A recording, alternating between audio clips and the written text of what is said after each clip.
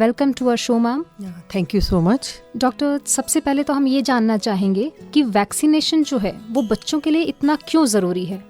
देखिए अपूर्वा, ऐसे है, जब भी बच्चा पैदा होता है तो हम ये चाहते हैं कि हमारा बच्चा स्वस्थ पैदा हो और उसके बाद में भी वो पूरा जीवन भर स्वस्थ रहे। तो इसके लिए कुछ ऐसी बीमारियों से बचने के लिए हम बच्चे को कुछ इंजेक्शंस लगाते हैं जिससे कि वो बच्चा तंदुरुस्त रहता है।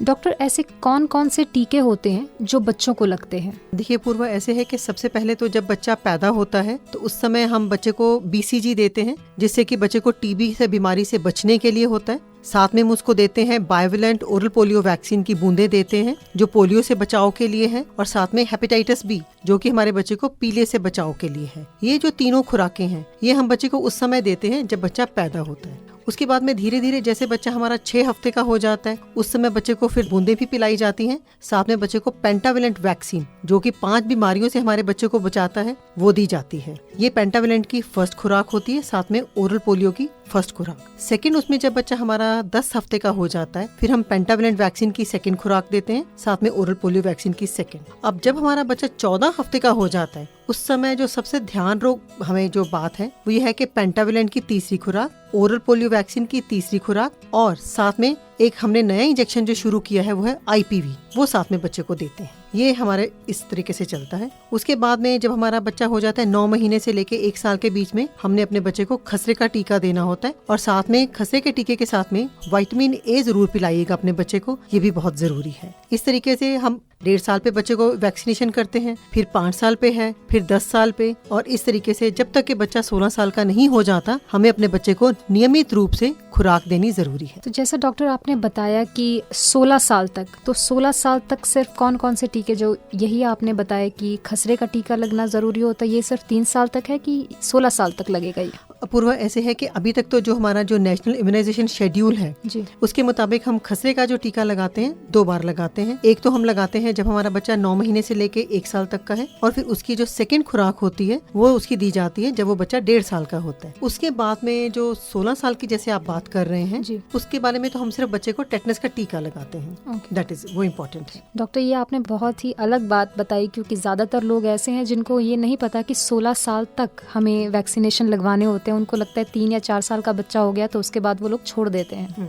डॉक्टर, अगर बात करें टीके की, जैसे अभी आपने बताया कि कौन कौन से टीके लगते हैं, तो अगर मान लीजिए फिक्स डे होते हैं टीके लगवाने के, अगर माता पिता किसी कारणवश भूल जाते हैं तो ऐसे में क्या करना चाहिए? ऐसे है कि चंडीगढ़ में हम लोग 1 हफ्ते में 2 बार सेशन लगाते हैं इम्यूनाइजेशन के लिए जी। एक हमारा हर वेडनेसडे रहता है, दूसरा हमारा हर सैटरडे रहता है, और इस तरीके से आप अगर देखें तो महीने में हमारे करीब 8 सेशंस लगते हैं इम्यूनाइजेशन सेशंस। अगर कोई पेरेंट्स बाय चांस अगर एक सेशन में नहीं आ सकते तो वो किसी भी बुधवार या शनिवार को आके अपने टीके लगवा सकते हैं किसी भी हेल्थ फैसिलिटी में। मेरी उनसे एक ये रिक्वेस्ट रहेगी, अगर आप जिस एरिया में रहते हैं अगर उसी डिस्पेंसरी में या सब सेंटर में जाके टीके लगवाएं तो वो उनके लिए बहुत बेहतर रहेगा, क्योंकि उनको जो सर्विसेज हैं उनके डोर स्टेप पे मिल रही हैं, तो उनका वो लाभ जरूर उठाएं। जी, अब हम आपसे जानना चाहेंगे कि जैसे डॉक्टर, बहुत बार ऐसा भी हो जाता है कि एक वैक्सीनेशन पहले नहीं जैसे लगवाई है उन्होंने, वो भूल गए हैं, और दूसरी वैक्सीनेशन की डेट आ गई तो वो क्लैश हो जाता है, तो ऐसे में क्या करना चाहिए? देखिए ऐसे है कि नॉर्मली अगर सपोज कोई एक वैक्सीनेशन मिस हो गई है तो हम जब नेक्स्ट सेशन के लिए जब पेरेंट्स आते हैं तो उनको बोलते हैं, अगर तो उसी में ड्यू है तो सबसे पहले हम उनको ड्यू वाली दे देते हैं ताकि बच्चे को नॉर्मल इंजेक्शन लग जाए, और अगर कोई मिस हो गई है और उसका नेक्स्ट सेशन काफी देर से है तो हम 2 इंजेक्शन इकट्ठे भी दे सकते हैं, लेकिन डिफरेंट साइट्स के ऊपर। डिफरेंट साइट्स का मतलब क्या हुआ मैम इसमें? कहने का मतलब ये है कि जैसे हम बच्चे को या तो बाजू पे टीका लगाते हैं या फिर थाई में जी, तो अगर सपोज 2 इंजेक्शन लगाने हैं तो 2 डिफरेंट बाजुओं पे लग सकता है या 2 डिफरेंट थाइस पे लग सकता ये है। एक ही टाइम पे लग सकते हैं? इसमें इन 2 इंजेक्शंस में कोई टाइम पीरियड होता है, मान लीजिए 1 दिन या 2 दिन का, ऐसा कुछ नहीं है, एक ही टाइम पे दोनों लगा सकते हैं? हाँ जी, एक ही समय पे हम दोनों लगा सकते हैं, और बेस्ट तो यही रहता है कि एक ही समय पे हम बच्चे को 3 या 4 इंजेक्शन तक भी दे सकते हैं, लेकिन ऐसा मत करिएगा कि एक बार एक दिन एक इंजेक्शन लगाया दूसरे दिन दूसरा, क्योंकि बिकॉज कम से कम 2 इंजेक्शन के बीच में 1 महीने का या 28 दिन का गैप होना जरूरी है। डॉक्टर, कई बार ऐसा भी होता है कि वैक्सीनेशन लेने के बाद माता पिता को बच्चे पर क्या ध्यान रखना चाहिए?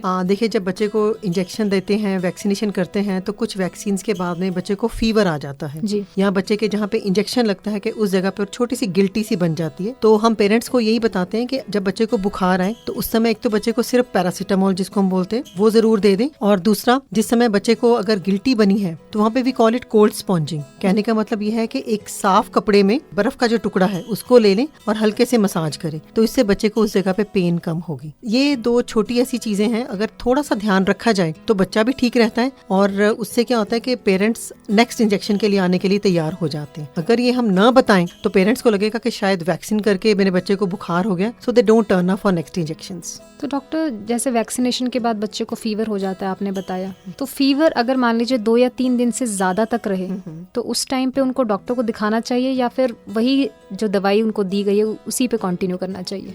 देखिए, अगर 2 दिन से ज्यादा अगर फीवर बच्चे को रहता है तो डॉक्टर को आके जरूर दिखाएं, ये बहुत जरूरी है। अब हम जानना चाहेंगे, बहुत बार ऐसा होता है लोग पूरे टीके नहीं लगवाते हैं, उनको लगता है 2 या 3 टीके लगवा लेते हैं, उसके बाद वो गैप डाल देते हैं, वो शायद भूल जाते हैं और वो इग्नोर कर देते हैं, उन्हें लगता है कि 2-3 टीके लग गए तो ये बहुत है। लेकिन आगे जब बच्चा बड़ा होता है तो ऐसे में बच्चे पर लाइफ लॉन्ग के लिए क्या असर पड़ता है? देखिए, ऐसा है, कुछ इंजेक्शन ऐसे हैं कि जो हमें रिपीटेडली लगाने पड़ते हैं जी। जैसे कि अभी हमारा पेंटावेलेंट है, हम उसकी 1 डोज लगाते हैं, फिर 2nd लगाते हैं, फिर 3rd लगाते हैं। इसी तरीके से बूस्टर डोज लगाते हैं जब डीपीटी की, मीजल्स के 2 टीके एंड सो ऑन। ये जो रिपीटेड इंजेक्शंस लगाने का फायदा ये रहता है कि अगर एक इंजेक्शन के साथ बच्चे की इम्यूनिटी थोड़ी बनती है, 2nd के साथ थोड़ी और बढ़ जाती है, 3rd के साथ थोड़ी और बढ़ जाती है। सो रिपीटेड जब डोज लगाते हैं अकॉर्डिंग टू द शेड्यूल, उससे ये होता है कि बच्चे की एक लेवल पे इम्यूनिटी बनी रहती है और उससे डिजीज होने के उसको चांसेस बहुत कम होते हैं। सो इसलिए ये बहुत जरूरी है कि उसको हम कंप्लीट वैक्सीनेशन करवाएं। इनकम्प्लीट वैक्सीनेशन प्लीज मत करवाइए, वो बच्चे के हित में नहीं रहेगा। कंप्लीट वैक्सीनेशन से आपका बच्चा बिल्कुल स्वस्थ रहेगा और लाइफ लॉन्ग उसकी जो इम्यूनिटी है फॉर द डिजीज वो बनी रहेगी। डॉक्टर, आजकल ये भी देखा गया है कि एक ही टीके में 2-3 बीमारियों के टीके लगते हैं, तो ऐसे में ये सही है?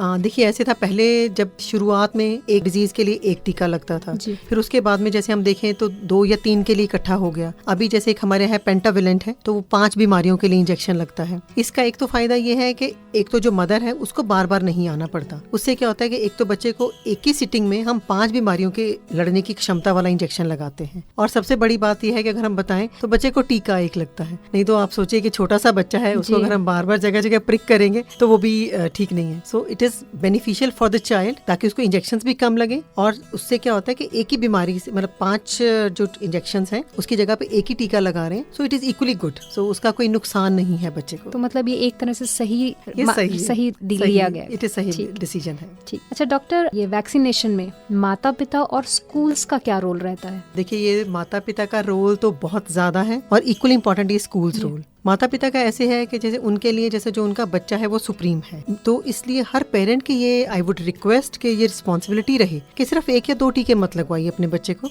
सब इंजेक्शंस जैसे कि उनके ANM या मेडिकल ऑफिसर्स जो बताते हैं उस तरीके से शेड्यूल कंप्लीट जरूर करवाएं। सो सही जगह पे सही टीका सही उम्र पर लगना, that is the most important. So ये तो पेरेंट्स का एक रहेगा। उसके बाद में क्या होता है कि जब स्कूल में बच्चा हमारा चला जाता है तो हमने ये देखा है कि शुरुआत के तो टीके ठीक से लग रहे हैं, लेकिन धीरे धीरे जैसे जैसे एज द एज ग्रोज तो टीके नहीं लग पाते। स्पेशली ये जो हमें प्रॉब्लम आ रही है, स्पेशली टेटनस 10 ईयर्स पे जो लगता है और 16 ईयर्स पे। सो आई वुड रिक्वेस्ट के इसमें स्कूल हेल्थ जो है, हमने स्कूल वालों से भी रिक्वेस्ट करी है कि आप भी प्लीज हमारी इसमें हेल्प करिए, और just to identify the children who have not been vaccinated for tetanus 10 and 16। And similarly अगर पेरेंट्स हैं तो वो भी प्लीज अपने देखें कि अगर बच्चे को 10 साल पे या 16 साल पे इंजेक्शन नहीं लगा तो प्लीज जरूर लगवाइए। सो आप सबकी जो भागीदारी है वो हमें इस टीकाकरण अभियान में बहुत हेल्पफुल रहेगी। जैसे डॉक्टर आप बता रहे थे कि 16 साल तक टीके लगवा सकते हैं, तो बाय चांस अगर कोई पहली कम उम्र में कोई टीका मिस हो गया है तो वो क्या 16 साल तक किसी भी टाइम लगवा सकते हैं, उसका कोई पर्टिकुलर टाइम होता है? देखिए, ऐसा होता है कि ये डिपेंड करता है कि कौन सी डिजीज किस पीरियड में ज्यादा होने के चांसेस हैं जी। तो हर डिजीज का एक फिक्स टाइम रहता है। जैसे सपोज अगर हम देखें तो जो BCG का टीका है, तो हम लोग ये कहते हैं कि 1 साल से पहले अगर सपोज किसी बच्चे को जन्म पे वो टीका नहीं लगा तो 1 साल से पहले वो टीका लग जाए। तो इसी तरीके से जो कुछ डिजीज हैं उनका सही समय तक ही लगना जरूरी होता है, उसके बाद में जब नहीं लगाते। तो जैसे टेटनस का, जैसे मैं एग्जांपल आपको दे रही हूँ, टेटनस तो जैसे हमने देखा है कि पहले हम शुरुआत में लगाते हैं, जैसे DPT लगाते थे, पेंटावेलेंट लगाते हैं, तो उनमें भी टेटनस है। और उस तरीके से 5 साल पे भी लगता है, 10 साल पे भी, 16 साल पे भी, और जब लेडी प्रेग्नेंट होती है तब भी। सो हर टीके की एक अलग से उम्र है। सो उसी समय पे वो टीका लगाया जाता है या उस पीरियड तक लगाते हैं, तो थ्रू आउट नहीं लगाए जा सकते। सो इट डिपेंड्स ये कौन सी डिजीज किस पीरियड में होती है, वहां तक वो टीका लगता है। जैसे डॉक्टर कुछ कई बार क्या होता है कि मान लीजिए अगर किसी अच्छे हॉस्पिटल में डिलीवरी नहीं हुई है तो उस टाइम पर औरतों को पता नहीं होता कि कौन से टीके किस टाइम लगवाने हैं, तो ऐसे में क्या सुविधाएं दी गई हैं? चंडीगढ़ की तरफ से हमारा ये है कि अगर सपोज हम लोग, वैसे कोशिश हमारी ये रहती है कि ज्यादा से ज्यादा हमारी हॉस्पिटल डिलीवरीज हों। चंडीगढ़ में हम लोग भाग्यशाली हैं कि हमारे डॉक्टर्स, हमारे सारे hospitals they are well equipped, तो वहाँ पे मैक्सिमम हमारी हॉस्पिटल डिलीवरीज ही है। अगर किसी की बाई चांस